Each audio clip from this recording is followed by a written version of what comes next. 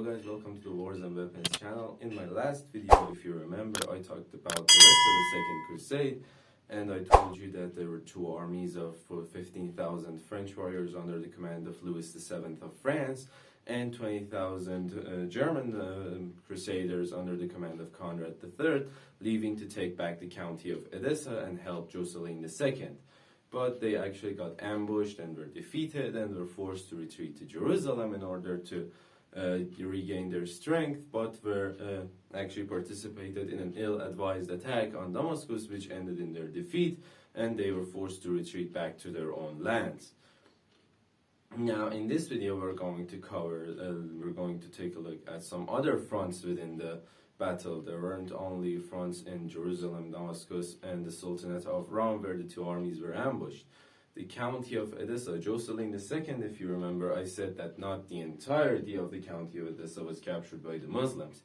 There were a few towns, a few villages and other things around the town of Edessa that weren't captured by the Muslims. So Jocelyn II actually settled there, and when the Zengids were actually distracted with the two armies and were forced to fight those or expanding their territories elsewhere,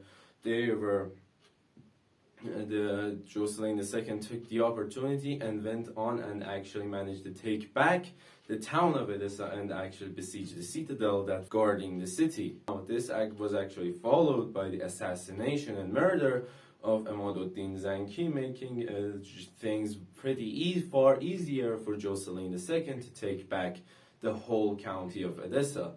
But unfortunately for him, Nur-ad-Din Zanki, the son of Emad-ud-Din Zanki, had no less military commanding skills than his father. He actually managed to go to war with Jocelyn II in the town of Edessa and actually defeated him and saved the county of Edessa from falling into Crusader hands, making it for the Zengids forever.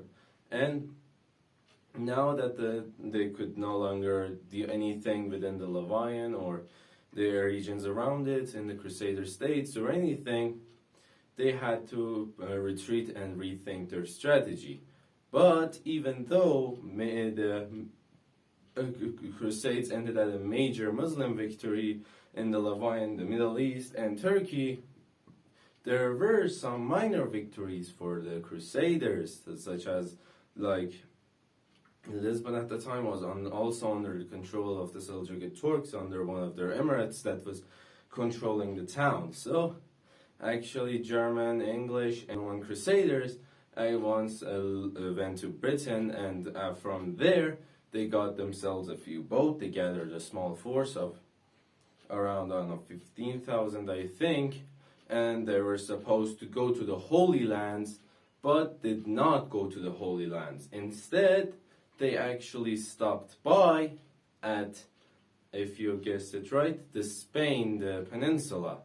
They actually stopped there to help the 7,000 Portuguese soldiers there recapture their lands that will later on put one of the most powerful and richest kingdoms of the Crusader kingdom, which was the kingdom of Portugal, and guess what the capital was. The capital today is Lisbon. The capital back then didn't exist. They were supposed to capture the city of Lisbon from the Muslim hands, from the emirate that was holding it.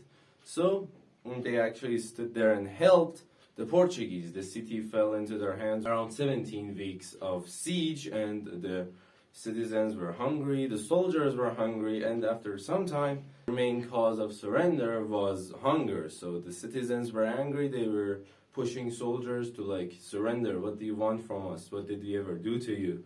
Go and surrender to the Portuguese, which the soldiers actually did. They surrendered to the Portuguese, and the Portuguese actually managed to take back Lisbon without bloodshed. Now that Lisbon was under control, most of the 15,000 Crusaders were actually standing by, will actually rest within the newly captured city of Lisbon, while the rest of them actually went through and around the Holy Land. But as their numbers were pretty low, they didn't actually have any impact on the war whatsoever. Anyway, thank you for watching. Make sure to like the video, subscribe to the channel, and ring the war bell to be notified testify to the rest of the wars that may occur on the channel later. Thank you for watching again, and stand by for the next video.